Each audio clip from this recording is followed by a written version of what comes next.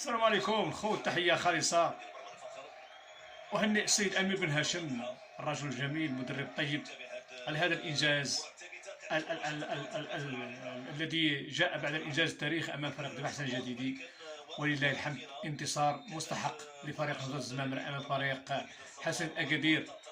السيد عبد الهادي السكيتوي ينضم إلى ضحايا المدرب السيد أمير بن هاشم.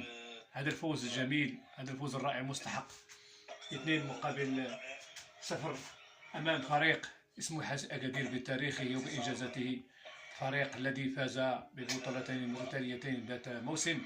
سيد أمير بن هاشم ما شاء الله، حنكته وخبرته دائما معه في كل المواجهات في الدوري المغربي. إن شاء الله سيقول كلمته ثواني قليلة ويعلن الحكم عن نهاية المواجهة بفوز مستحق. 3 نقاط تنضاف إلى حقيبة السيد أمير بن هاشم، هذا المدرب الذي يعرف كيف يشتغل. أحييه، وبالفعل انتهت المباراة بالتفوق المستحق لفريق الزمالك. شكرا سيد أمير بن هاشم، وأتمنى لك التوفيق. سعدني أخوكم، يحييكم من هنا من أسفي، واستودعكم الله وإلى اللقاء.